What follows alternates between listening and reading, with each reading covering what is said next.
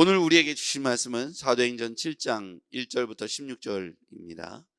사도행전 7장 1절부터 16절까지 말씀을 교독하겠습니다. 대제사장이 이르되 이것이 사실이냐? 스데반이 이르되 여러분 부형들이여 들으소서. 우리 조상 아브라함이 하란에 있기 전 메소포타미아에 있을 때에 영광의 하나님이 그에게 보여 이르시되 내 고향과 친척을 떠나 내가 내게 보일 땅으로 가라 하시니 아브라함이 갈대아 사람의 땅을 떠나 하란에 거하다가 그의 아버지가 죽음에 하나님이 그를 거기서 너희 지금 사는 이 땅으로 옮기셨느니라. 그러나 여기서 발붙일 만한 땅도 유업으로 주지 아니하시고 다만 이 땅을 아직 자식도 없는 그와 그의 후손에게 소유로 주신다고 약속하셨으며 하나님이 또 이같이 말씀하시되 그 후손이 다른 땅에서 나그네가 되리니 그 땅 사람들이 종으로 삼아 400년 동안을 괴롭게 하리라 하시고 또 이르시되 종 삼는 사람 나라를 내가 심판하리니 그 후에 그들이 나와서 이곳에서 나를 섬기리라 하시고 할례 언약을 아브라함에게 주셨더니 그가 이삭을 낳아 8해 만에 할례를 행하고 이삭이 야곱이 우리 12조상을 낳으니라.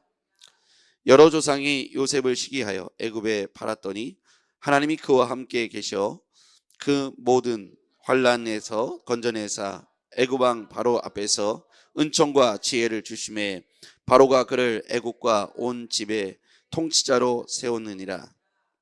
그때 애굽과 가나안 온 땅에 흉년이 들어 큰 환난이 있을세 우리 조상들이 양식이 없는지라. 야곱이 애굽에 곡식이 있다는 말을 듣고 먼저 우리 조상들을 보내고 또 재차 보내매 요셉이 자기 형제에게 알려지게 되고 또 요셉의 친족이 바로에게 드러나게 되니라. 요셉이 사람을 보내어 그의 아버지 야곱과 온 친족 75사람을 청하였더니 야곱이 애굽으로 내려가 자기 조상과 자기와 우리 조상들이 거기서 죽고 세겜으로 옮겨져 아브라함이 세겜 하몰의 자손에게서 은으로 값주고 산 무덤에 장사되니라. 아멘. 오늘 제가 볼 때는 성경책을 갖고 오시는 것도 너무 좋지만 큐티책 중에 큰 글씨 성경이 있거든요. 큰 글씨 성경을 2달치 구입을 해도 아마 5-6천 원이면 구입할 거예요. 그래서 저하고 같이 이렇게 큐티를 하실 때 오늘 이렇게 본문에다 표시도 하시고 밑줄도 긋고 동그라미도 치고 별표도 하고 이렇게 하면서 하면은 조금 더 집중해서 하나님의 뜻을 볼 수 있기 때문에 성경에다 그렇게 다 하기는 어려우니까 형광 펜도 있고 저도 이렇게 여러 종류의 볼펜을 가지고 표시를 하거든요. 그래서 말씀을 좀 더 이렇게 한번 눈으로 보면 아마 여러분 이해가 잘 안 가세요. 그래서 제가 불러드리는 걸 동그라미 치고 이렇게 하면 좋을 것 같아요. 자, 오늘도 한번 그렇게 해볼게요. 오늘은요, 이 본문에서 핵심 주어를 하나 찾자면 하나님이 라고 하는 주어가 있어요. 여기 전체에 보면 하나님이 그렇게 하셨다. 자, 어디에 나오냐면 2절에 보면 주어가 분명히 나와 있어요. 이 본문의 주어는 하나님이입니다. 자, 여기서 보면 스데반이 설교를 해요. 주어는 스데반처럼 보이지만 전체 본문에서의 주어는 하나님이라는 사실을 알 수가 있어요. 2절을 제가 볼게요. 스데반이 이르되 여러분 부형들이여. 지금 스데반이 설교를 하는 거예요. 대제사장이 이것이 사실이냐라고 질문했을 때 스데반이 지금 설교를 하는 겁니다. 여러분 부형들이여 들으소서. 우리 조상 아브라함이 하란에 있기 전 메소포타미아에 있을 때에 하나님의 영광이 그에게 보여 이렇게 돼 있죠. 여기서 보면 하나님이 라고 돼 있고요. 그 밑에 4절로 가볼게요. 아브라함이 갈대아 사람의 땅을 떠나 하란에 거하다가 그의 아버지가 죽음에 하나님이 거기 그렇게 하나님이 돼 있죠. 지금 제가 하는 건 다 동그라미를 치셔야 돼요. 눈으로 보면 지나가면 다 잊어버려요. 그렇죠? 동그라미를 치세요. 그러니까 지금 성경에다 막 낙서하기가 어려우니까 이 책이 한 권씩 필요합니다. 하나님이라고 나와 있죠. 거기 동그라미 한번 쳐보세요. 그 다음에 또 어디에 나와 있냐면 9절 보십시오. 여러 조상이 요셉을 시기하여 애굽에 팔았더니 하나님이 그와 함께 계셔. 여기서 보면 하나님이라고 돼 있죠. 여기도 동그라미 치셔야 돼요. 자, 이게 뭐냐면 이 본문의 주어입니다. 주어는 이 본문 전체의 주관자가 되고 주권자가 되는 거죠. 자, 그럼 한번 저를 보세요.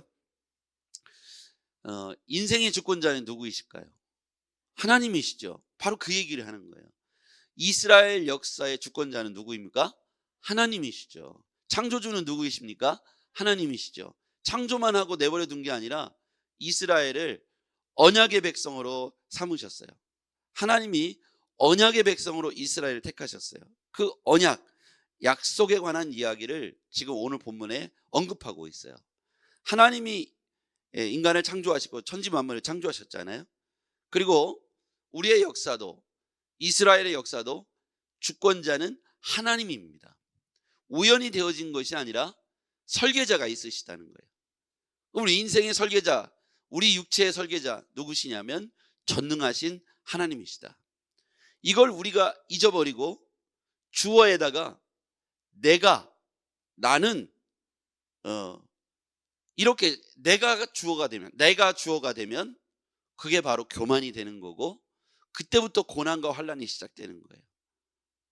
이 본문의 핵심은 하나님이 주어라는 거예요. 인생의 주어는 인생을 이끌어가는, 그리고 민족을 이끌어가고 가문을 이끌어가고 가정을 이끌어가고 사업을 이끌어가는 분이 누구시냐? 전능하신 하나님이시다. 하나님은 그냥 즉흥적으로 이끄신 것이 아니라 하나님은 우리를 약속 가운데 이끌어 가신다는 거예요. 자, 그 단어를 또 한번 볼게요. 5절 말씀으로 가보겠습니다. 그러나 여기서 발 붙일 만한 땅도 유업으로 주지 아니하시고 다만 이 땅을 아직 자식도 없는 그와 그의 후손에게 소유로 주신다고 약속하셨으며, 약속이라는 단어에 동그라미 치셔야 됩니다. 그와 그의 후손이 누구냐면 아브라함을 말하는 거예요. 아브라함 아직 자식이 없는데 이렇게 해주겠다라고 약속하셨다는 거예요. 하나님은 이렇게 약속하신 분이시다. 그럼 그 옆에다 이렇게 써야 돼요. 하나님의 특징을 쓰는데 하나님은 약속하시는 분이시다. 하나님은 창조하시고 설계하시고 그 다음에 하나님의 속성 중에 하나님은 약속하시는 분이시다. 한번 따라해 보겠습니다. 하나님은 창조하시고 이끄시고 약속하신다. 자, 그 다음에요. 약속으로 끝나지 않아요. 하나님이 우리의 약속을 이행하시는 단계를 볼게요. 자, 애굽 백성이 400년 동안 그들을 괴롭힌다고 했어요. 쭉 보면요, 6절에 보면 하나님이 또 이같이 말씀하시되, 그래서 주어도 또 하나님이시죠. 주어가 하나님이 그 후손이 다른 땅에서 나그네가 되리니, 그건 애굽 땅을 말하죠. 그 땅 사람들이 종으로 삼아 400년 동안을 괴롭게 하리라 하시고, 400년 동안을 괴롭게 하리라 하시고, 이걸 누가 해요? 주체가 누구예요? 누가 그렇게 하게 하신다는 거예요. 400년 동안 괴로움을 당하는 걸 그대로 허락하시는 분이 누구시냐면 하나님이. 그러니까 하나님이 400년 동안 종노릇 하는 것도 알고 계신 거예요. 모든 설계는 누가 하셨다고요? 하나님이. 그러니까 우리가 고통 중에 있을 그 시간도 주체가 하나님이신 거예요. 기억하셔야 됩니다. 내가 지금 사망의 음침한 골짜기를 걸어가고 고난과 환난을 당할 때 하나님이 그 모든 걸 설계하셨다는 것을 알아야 돼요. 그러면 하나님 편에서는 그 모든 설계에 이유가 있을 거 아닙니까? 항상 좋은 일만 있는 게 아니고 고통과 연단과 환난과 시련이 있을 수 있다는 거예요. 내 인생에 항상 햇빛만 있는 게 아니라 밤도 있고 햇빛도 있다는 거예요. 그렇죠? 만약에 매일 우리에게 해만 뜬다고 생각하면 우리가 살 수 있을까요? 우리는 아마 말라 죽을 거예요. 그렇죠? 저 남극에 가면 매일 해만 뜨는 데가 있다고 하더라고요. 그러면 잠을 못 자니까 그냥 어떻게든지 시간을 맞추고 잠을 안 자면 살 수가 없는 거예요. 여러분, 우리가 매일 해만 뜨고 매일 맛있는 것만 먹고 매일 달달한 음식만 먹는다면 우리는 아마 금방 죽을 거예요. 때로는 쓴나물도 먹어야 되고, 때로는 우리에게 밤도 있어야 되고 추위도 있어야 되고, 이 모든 것이 조화를 이룰 때 건강한 거죠. 여러분, 우리에게 인생에 해만 뜨지 않는다는 거예요. 근데 그걸 누가 설계하셨냐면 하나님이. 오늘 이 본문의 전체적 주어는 하나님이 그렇게 하신다는 거예요. 하나님은 자 그렇게 400년 동안 괴롭게 하리라 하시고 7절 같이 읽어봐요. 시작. 또 이르시되 종 삼는 나라를 내가 심판하리니 그 후에 그들이 나와서 이곳에서 나를 섬기리라. 여기서 보면 종 삼는 나라는 애굽을 말하고요, 내가 심판하리니, 내가는 하나님이 말이죠. 하나님께서 애굽을 심판하신다는 거예요. 자 여기서 보면 하나님이 그 약속을 이행하신 과정을 볼게요.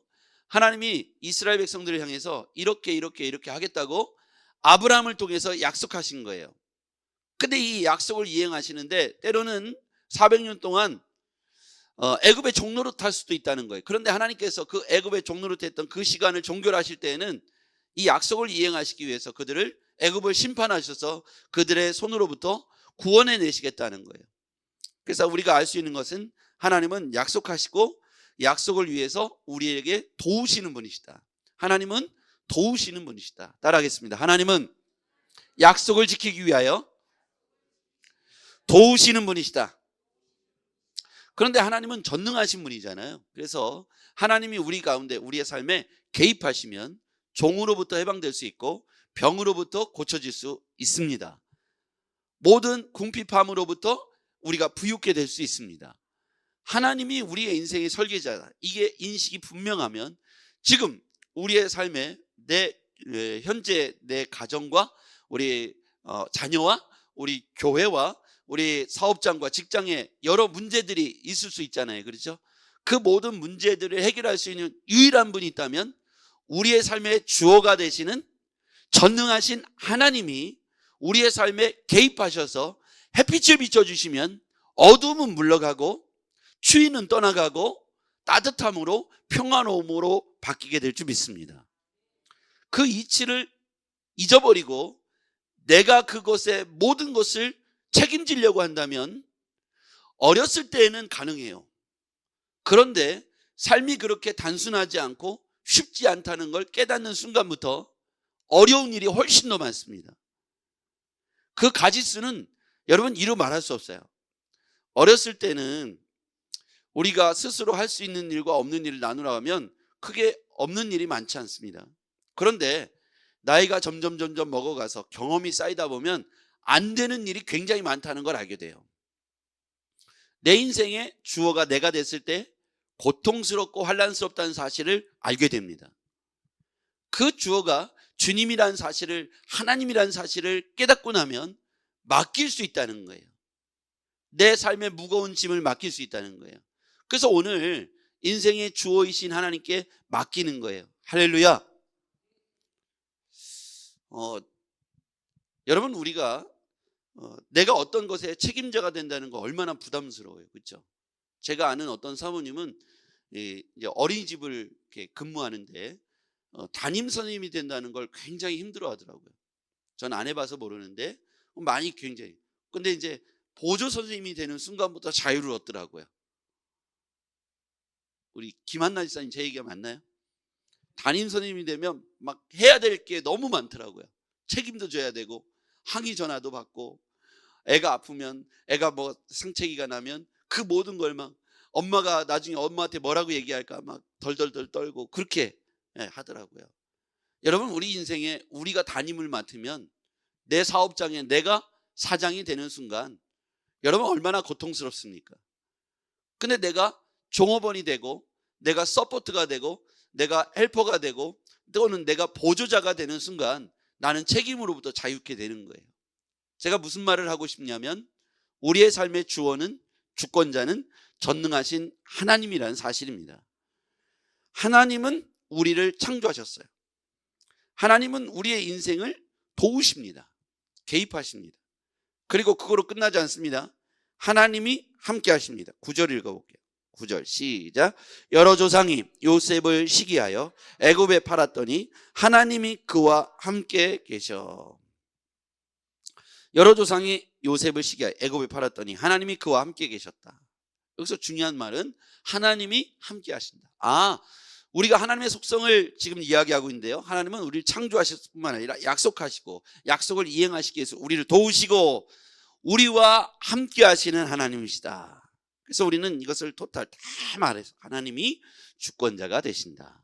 하나님이 우리의 인생의 주어가 되신다. 그러면 우리는 하나님이 나와 함께 하신다는 것을 믿고 하나님이 날 이끄신다는 걸 믿고 하나님이 날 도우신다는 걸 믿고 하나님의 약속이 신실하게 이행될 것을 믿고 우리는 적극적인 동사를 살아가면 되는 거예요. 기도하면 되는 거예요. 찬송하면 되는 거예요. 그와 함께 살아가면 되는 겁니다. 여러분, 우리 가운데 의지하지 못하고 나아가고 문제에 있어서 늘 골치 아프고 뭐 여러 가지 삶의 환경들이 우리를 힘들게 할 때 우리가 그 고민이 싸질머지고 있기보다는 내 안에 있는 답답함과 이 고민들을 그분 앞에 내려놓고 그분이 해결해 줄 걸 믿고, 그럼 그분이 어떻게 해결할까? 우리의 생각으로 상상해 보면 아, 이렇게 될까? 저렇게 될까 하는데 그분은 전능하신 하나님이시잖아요. 내 생각 속에 그분의 능력과 그분의 전능함을 가둬둘 수 없다는 거예요. 내 생각 속에 그분의 능력과 전능함을 가늠할 수도 없고 가둬둘 수도 없다는 거예요. 그분은 그것을 상상을 초월하시는 분이기 때문에. 전능하신 하나님께서 메추라기와 그죠? 만나를 내리실 줄 애굽에서 알았냐고요?